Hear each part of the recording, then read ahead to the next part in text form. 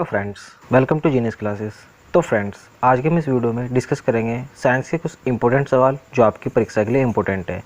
हो सकता है इस क्वेश्चंस में से आपको आपकी परीक्षा में कुछ इंपॉर्टेंट क्वेश्चन आ जाए, तो आप बिना वीडियो को स्किप किए पूरे ध्यान से वीडियो देखना दोस्तों।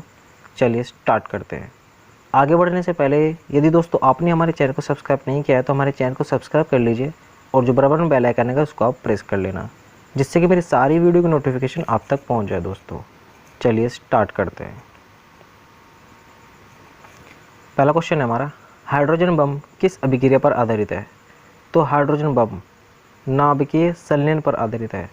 हाइड्रोजन बम यानी कि इस क्वेश्चन का बी ऑप्शन सही हो जाएगा। अच्छा, जो परमाणु बम है वो नाभिकीय विखंडन पर आधारित है। नेक्स्ट क्वेश्चन है, क्वेश्चन नंबर दूसरा है हमारा, परमाणु बम किस अभिक्रिया पर आधारित है? अभी मैंने आपको बताया कि परमाणु बम नाभिकीय विखंडन पर आधारित है, यानी कि इस क्वेश्चन का ए ऑप्शन सही है। जो नाभिकीय विखंडन है इसमें क्या होता है, इसमें न्यूट्रॉन छोटे छोटे कणों में टूट जाते हैं, उनका विखंडन हो जाता है, तो परमाणु बम नाभिकीय विखंडन पर आधारित है। नेक्स्ट क्वेश्चन है, तीसरा सवाल है हमारा, रडार का आविष्कार किस वैज्ञानिक ने किया था? तो रडार का आविष्कार एडवर्ड टेलर ने किया था, यानी कि इस क्वेश्चन का डी ऑप्शन सही है। अच्छा, नाभिक की खोज किसने की थी? नाभिक की खोज की थी रदरफोर्ड ने। ये जो आपको पहला ऑप्शन दिख रहा है रदरफोर्ड, इसने नाभिक की खोज की थी। और ब्लड ग्रुप की खोज किसने की थी? Karl Landsteiner. ये जो आपको सेकंड वाला ऑप्शन दिख रहा है कार्ल लैंडस्टीनर, इन्होंने ब्लड ग्रुप की खोज की थी। और मार्कोनी ने क्या किया था? मार्कोनी ने रेडियो की खोज की थी। ये फैक्ट आपको याद रखना है। नेक्स्ट सवाल पे चलते हैं। नेक्स्ट क्वेश्चन है हमारा, फोर्थ क्वेश्चन है, न्यूट्रॉन की खोज किसने की थी? न्यूट्रॉन की खोज पाउली ने की थी, यानी कि इस क्वेश्चन का बी ऑप्शन सही है। पाउली ने ही न्यूट्रॉन की खोज की थी। अच्छा, न्यूट्रॉन की खोज किसने की थी? न्यूट्रॉन की खोज की थी चार्विक ने। और इलेक्ट्रॉन की खोज किसने की थी? थॉमसन ने। प्रोटॉन की खोज की थी रदरफोर्ड ने। इसकी एक ट्रिक है, आपको एक ट्रिक याद रखनी है, ईट पर नाच। क्या है? ईट पर नाच, मतलब इलेक्ट्रॉन की खोज की थी थॉमसन ने, प्रोटॉन की खोज की थी रदरफोर्ड ने, और न्यूट्रॉन न से क्या बनता है? न्यूट्रॉन। न्यूट्रॉन की खोज की थी चैडविक ने। नेक्स्ट क्वेश्चन है दोस्तों, पांचवा सवाल है हमारा, आवर्त के नियम की खोज किस वैज्ञानिक ने की थी? आवर्त के नियम की खोज मेंडलीफ ने आवर्त सारणी के नियमों की खोज की थी दोस्तों, यानी कि इस क्वेश्चन का बी ऑप्शन सही है। आइंस्टीन ने क्या किया था? आइंस्टीन ने द्रव्यमान ऊर्जा संरक्षण का नियम दिया था। ये समीकरण कौन सा है? ये समीकरण है E बराबर mc²। इसमें E क्या है? ऊर्जा है, m मास यानी कि द्रव्यमान है, और c प्रकाश की चाल है। न्यूटन ने तो दोस्तों आपको पता ही है गति के नियम दिए थे। नेक्स्ट क्वेश्चन दोस्तों, छठा सवाल है हमारा, पहला हाइड्रोजन बम कब बनाया गया था? तो पहला हाइड्रोजन बम 1952 में बनाया गया था, यानी कि उस क्वेश्चन का डी ऑप्शन सही है दोस्तों। अच्छा, हाइड्रोजन बम का आविष्कार किसने करता है? एडवर्ड टेलर और सैमुअल कोहेन, इन दोनों वैज्ञानिकों ने मिलकर किया था हाइड्रोजन बम का आविष्कार। ये भी आपको फैक्ट याद रखना है। नेक्स्ट क्वेश्चन पे चलते हैं। नेक्स्ट क्वेश्चन हमारा सातवां सवाल है, प्रोटॉन पर कैसा आवेश होता है? प्रोटॉन पर पॉजिटिव आवेश यानी कि धन आवेश होता है, यानी कि इस क्वेश्चन का ए ऑप्शन सही है।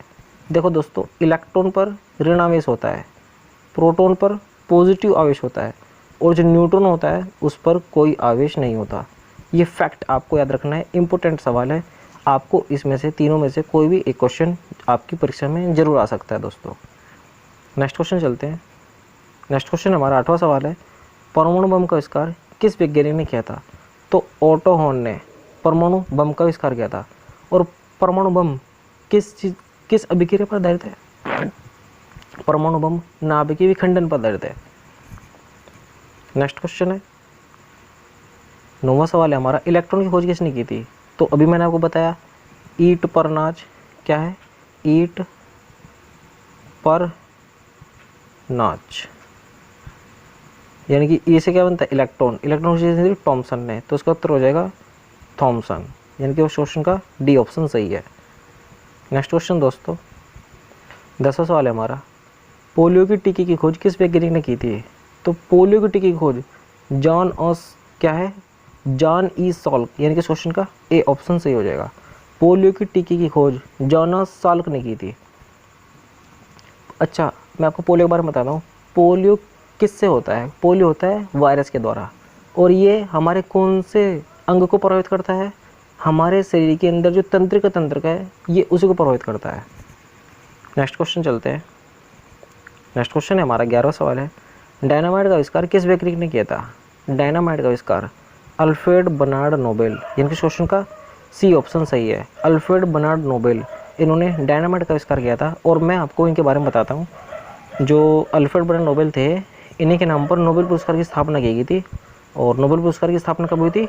1901। कब? 1901, यानी कि 1901 में नोबेल पुरस्कार की स्थापना हुई थी। अच्छा, नोबेल पुरस्कार देता कौन है? नोबेल पुरस्कार स्वीडन का स्वीडिश बैंक देता है। और कितने क्षेत्रों में दिया जाता है? 6 क्षेत्रों में दिया जाता है नोबेल पुरस्कार। अच्छा, पहला नोबेल पुरस्कार कैसे दिया गया था? ये क्वेश्चन इंपॉर्टेंट है, आ सकता है।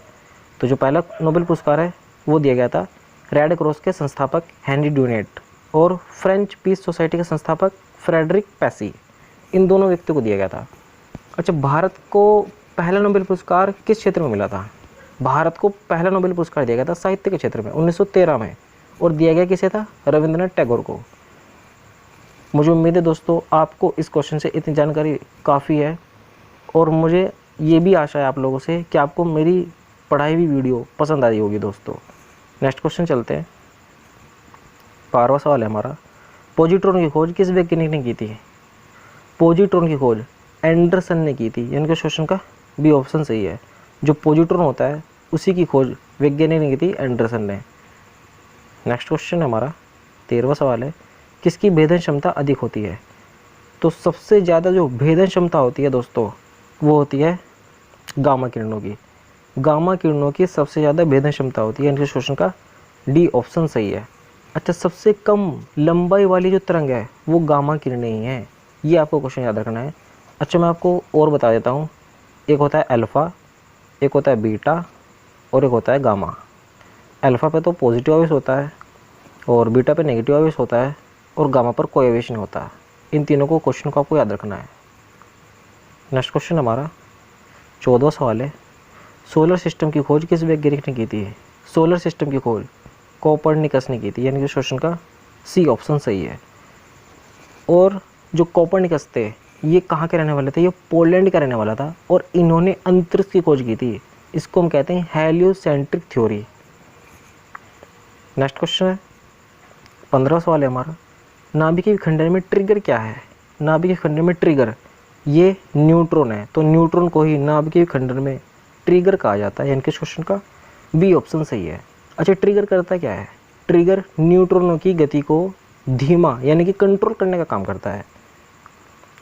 नेक्स्ट क्वेश्चन हमारा 16वां सवाल है, क्वांटम सिद्धांत किस वैज्ञानिक ने दिया था?